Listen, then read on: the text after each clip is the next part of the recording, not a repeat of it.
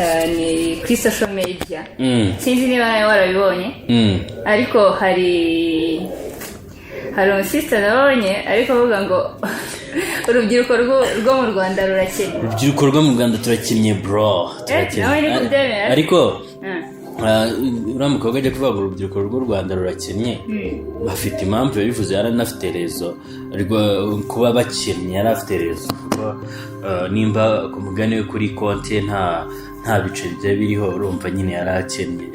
Yanareba wenda mu nshuti ze z'abakobwa nta mafaranga afite, abakobwa mushobora kuba nta mafaranga mugira, ariko abatipe nta mutipe ukennye. ahubwo njye nabanje kugira ngo uriya mukobwa si umunyarwanda. Ni umunyarwanda na wese si wabivuga. Ikintu nabonye uriya mukobwa ibintu yavuze ngenda atekereza ari byo kuko nakomeje n'abandi basitari aba content creator baza bavuga ngo ariko nibyo uyu mukobwa ibintu yavuze nibyo, urubyiruko rwo mu Rwanda rurakennye. Noneho nkajya kubona like undi musinga we yaje avuga noneho ngo aba content creator ngo aba content creator nitwe dukennye. Ariko nyine mu by'ukuri imbuga nkoranyambaga zino dukoresha buri wese ashyiraho ibintu ashaka uko abyutse yiyumva, wasanga no kuri konti yari afite amamiliyoni, ariko bitewe n'uko abyutse yumva n'abandi uko bameze muri ako kanya n'abo bagendana, ugasanga nyine koko unatekereje hari igihe usanga nyine, sinavuga ko urubyiruko mufite ibiceri, birashoboka ko dukennye.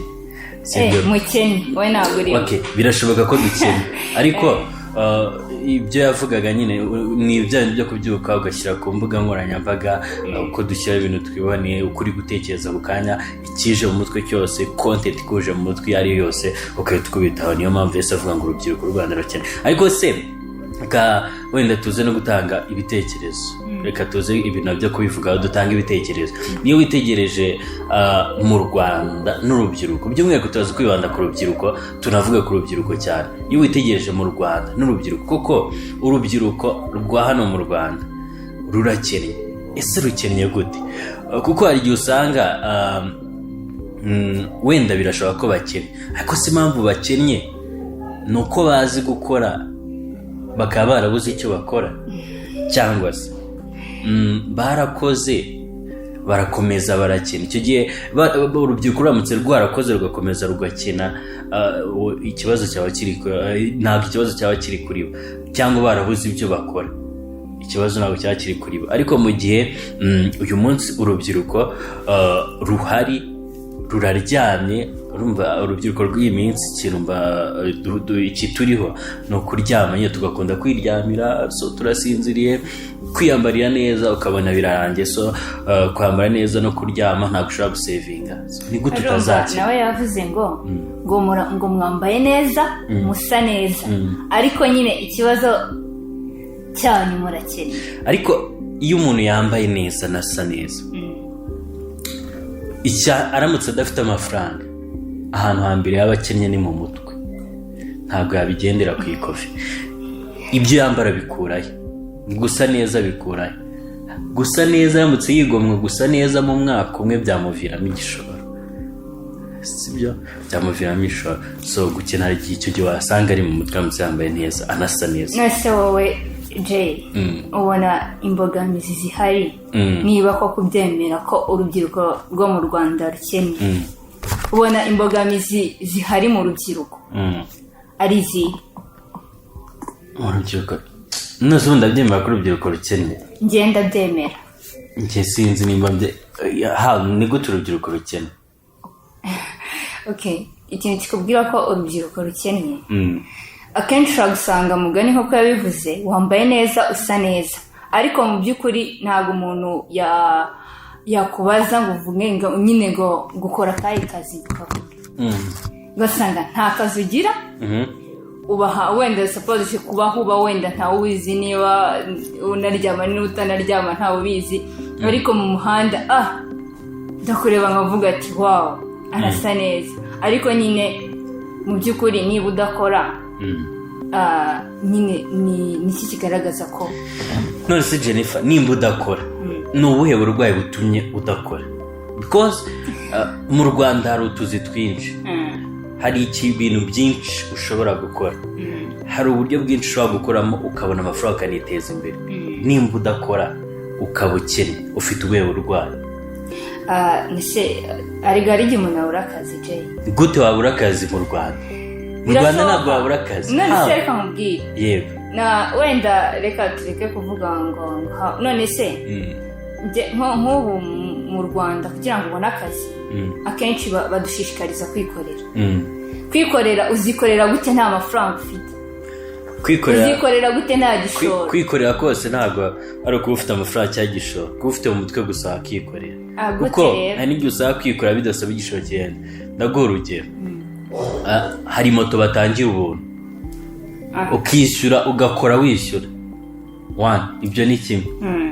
umutipe ni gute yafashe moto akajya mu muhanda ko harimo amafaranga?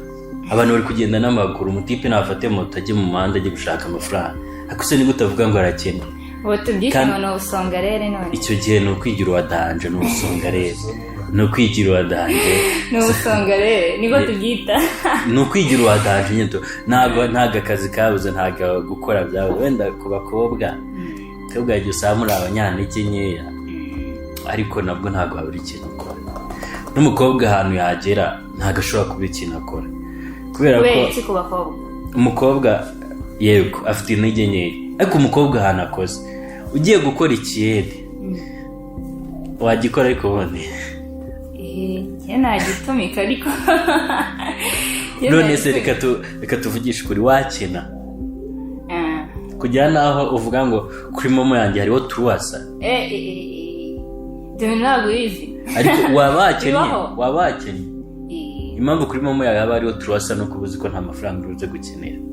ariko bari bukeneye amafaranga, momo yawe ntabwo yajyaho turuwasa. bivuze ngo nta gihe wigeze ugera ngo ubone momo yawe iriho nka turuwasa. icyo gihe nta mafaranga nari nkeneye. ayo turuwasa nari nyafite, ariko sonya afite nyine ari aho, nta mafaranga nari nkeneye. nose gute yaba turuwasa nagiye ngakora ikiyede nacyura 4,000 cyangwa 5 nkabicyura. ariko siko n'ikiyedi kugira ngo ukibone bisaba kugenda. wari wajya nk'ahantu ubone abantu bagiye gusaba ikiyedi, wari wajyayo? narabonye nanjye narabikoze. wowe noneho bashaka no kukureba bakanavuga ati nta kazi gahari, wapi bari kurana ugasanga nta mbaraga ufite, bavuga ati umuntu ashaka nanakora aratuvunisha. uba wigaragaje icyo gihe nk'umuntu udafite imbaraga, wigaragaje nk'umuntu udafite imbaraga, sibyo? ariko iyo ugiye wigaragaje nk'umuntu ushoboye gukora ntabwo wabura ikintu ukora, kubera ko hari ibintu byinshi bivamo amafaranga mbeba byinshi, ariko byinshi cyane ndetse binakenewe. reka tuzashinge kampani yigisha akazi gukora.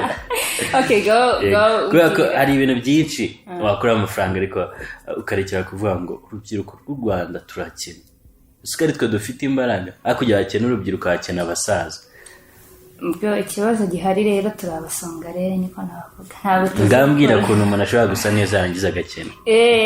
nk'uriya mukobwa yabivuze, nk'uriya mukobwa yabivuze ati so urandeba ndasa neza, meze neza, nambaye neza, ariko ikibazo kuri momo yanjye ari ibiceri turuwasa. uriya mukobwa yabivuze umwitegereje akwiye kuba nta mafaranga afite. ntabwo bavuga ngo akwiye kuba nta mafaranga afite, kuko uko ureba umuntu ushaka kuba ureba umuntu nyine just uko umureba no kumutekereza ari bitandukanye. uti kubera iki? wowe ushaka ko warabonye nyine arasa neza, nabisha navuga ngo afite phone nziza ngo ya danje, urumva yayikuye ashaka kuba yarayihawe cyangwa ari gift. ariko nyine ushobora gusanga afite 17 iriho ibiceri turuwasa. iyo mindset iri kuyumva, afite 17 iriho 1,000 turuwasa. nyine urubyiruko ibihumbi ibiceri turuwasa. ariko urabizi neza ko uramutse yagize ndakenera yayabona. ari igihe nta n'indi nzira aba afite, ariko nanone mbona nanone ari mindset mugani ikennye. ni gute ufite 17 ya miliyoni zingahe sinzi n'ahantu igeze ngo iri kugura gute, ariko ufite ibiceri turuwasa. uri kujya gutega bike ugahamagara wampaye 1K, wampaye 1K ngafata bike. ndaza kubwira Akira naza kumbonera video y'uriya mwana w'umukobwa uzi kwishyiramo ngende kwishaka ariko ntabwo ndi kuyibona. Akira idushyirireho nayibona. Hari igihe waraza kuyibona mbere yanjye ariko ku bijyanye n'ibyo ngibyo ndaguhakaniye pe. Ndaguhakaniye because nta kuntu waba ufite iPhone 17 nurangiza uvuge ngo ndakene. Ngenda byemeye. Ukennye gute? None se wenda reka nkuhe urugero. Iyo umuntu aguhamagaye nta kuntu ushobora kubona umuntu nyine ku buryo umureba ukavuga ati umuntu ashaka kuba afite n'ibiceri bya danje. Ariko ukajya kumva araguhamagaye ngo bro none se ngo wampaye 2K. Ngo narindi hano ngo ndi kubona ngo serivisi za banki zanze gukora ngo wampaye 2K. None se ufite umuntu waka amafaranga ubukene? Oya nagavuga ngo ubukene nyine urumva like wowe ku rwego uri kumubonamo uri kumva atabona nyine atazi 2K ariko nyine ari kubwira uburyo serivisi za banki zanze kugira ngo izo 2K nyine ukomeze umubone nk'umuntu urenze ariko nyine akumvishe yuko izo nyine 2K nyine serivisi za banki zanze buzinisha kandi mu by'ukuri wasanga yateze nk'akabayike adafite yo kwishyura. Ntabwo 2K hari n'igihe usaba umuntu akwatse amafaranga atari ko yabuze ubwo ari kujya kwereka ko nyine agira ngo akurebe. Nayo ni example. Yego ari example. Nyine arya umuntu yakwaka ari kujya akurebe so ariko igihe ari cyo nyine urubyiruko ntabwo dukene kandi turakeneye n'ubumara bwacu. N'ubumara bwacu pe amafaranga arahari ibyo gukora birahari udafite akazi aze Jennifer Kamuye Jenny ntabwo hakenera umukozi. Wakora iki? Hoya uyu munsi ibintu dukora uyu munsi ibintu dukora haramutse haje umuntu akavuga ati waretse nka kumesera ukamuha amafaranga ushobora kumuha makeya ariko amake ashobora gutuma uwo munsi adapfa. Rero ukanya akazi ko kumesa nubwo nashoboye kwimesa cyangwa nanjye nshobora kujya kugasaba ahandi nakaguhereza kubera ko amafaranga ye kuguha so ntakiri buntwaye nta n'ikiri buhinduke nta nabiteguye ukaza urubyiruko ruraryama akazi ubundi kazagusanga cyangwa amafaranga azagusanga uryamye uragenda ukaryama ngo so twabaye abashomeri twabuze akazi ariko hari kampani hari ibintu byo gukora arajya kwaka akazi adepoza ahantu hariho hose abona akazi so ntabwo urubyiruko dukene ahubwo hakinnye mu mutwe hacu. Yigeze kubona umugabo ari kuvuga ngo yarize ngo asoje nyine doctor afite doctor ari kuvuga uburyo yoroye ingurube ngo yoroye ingurube ariko nyine ari kuvuga ngo amashuri ni scam nyine ari kuvuga uburyo kwiga ni byiza ariko nanone ntabwo kwiga bivuze yuko nyine niba wize nyine direct ushobora guhita ubona akazi.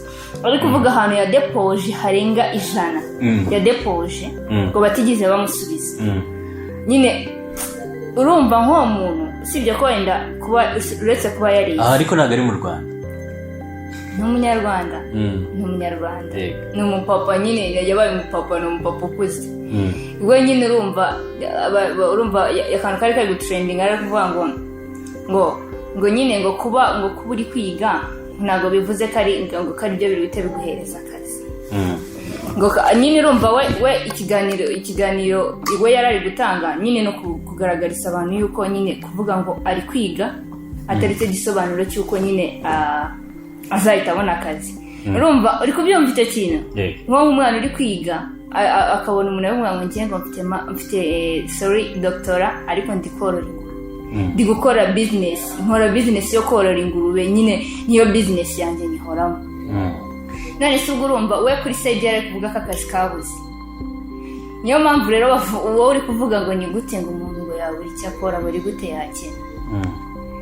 Uri kuvuga ngo ikiyedi uzagenda n'icyo kiyedi baguha ibyo 3 cyangwa ibyo 4 ejo usubireyo ugikore ntabwo nacyo gihoraho ubeho ahantu ukoze reka nk'urugero ushaka kujya gukora ikiyedi cyane uri bukora iminsi 3 ako kazi kakarangira ukadategereza hano uzajya gushaka ikiyedi icyumweru cyose ubwo buzima se uzaba ubayeho uzaba ukiri gushaka ahandi akazi ntabwo ari ikiyede gusa nyine winagendera ku kiyede ushobora no gushaka akazi gahoraho kuko twicwa n'ubundi ikintu cyica urubyiruko cyangwa n'abandi bantu ni ukudasevinga.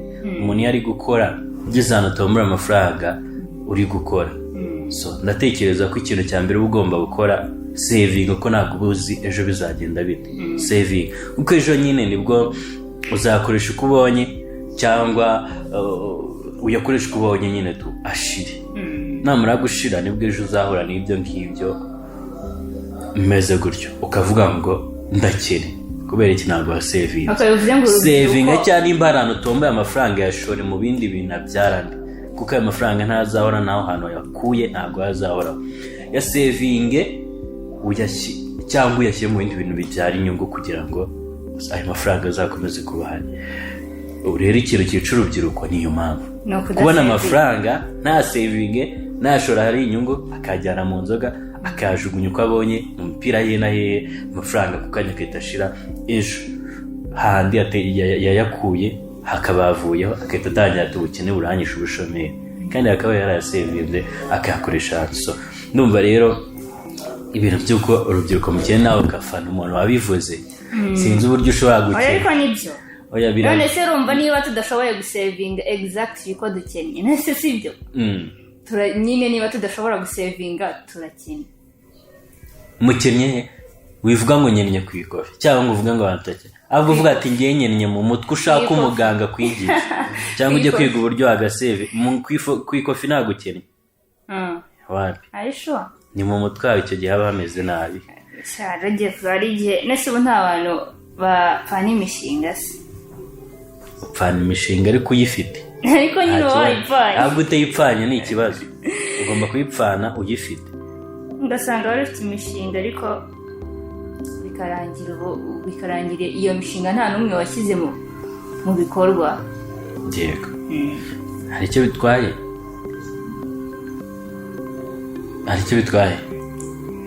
Aya ntacyo bitwaye, ariko maybe ni umuntu wese, ngira ngo ni umuntu wese apfana imishinga mugari. Nyine umuntu wese apfana imishinga. So rero ku bantu bavuga ko urubyiruko rukennye, video nakomeje kuyibura, ariko so abantu benshi barabibonye, yaba trend cyane, bayivuzeho n'uyu munsi bacyavugwaho. Nabonye n'ibinyamakuru bikomeye bitari ibyo mu Rwanda byahise biyandikaho uyu munsi, biri kuyandikaho inkuru nyinshi, bari kuyavuga atari mu Rwanda n'ahandi. So ariko igihe ari cyo nyine mu Rwanda biragoye kuvuga ko mu Rwanda icyo hari imirimo myinshi ndetse ishobora kubyara inyungu urubyiruko rwakabaye rukora, ahubwo urubyiruko rukennye mu mutwe. Ahubwo aho ngaho twasaba Minisiteri y'Urubyiruko gufasha urubyiruko kubyaza umusaruro amahirwe rufite, kuko uyu munsi mu Rwanda hari amahirwe urubyiruko rwakabyaje umusaruro kandi ahari yakavuyemo amafaranga, iby'ubukene bigaragara.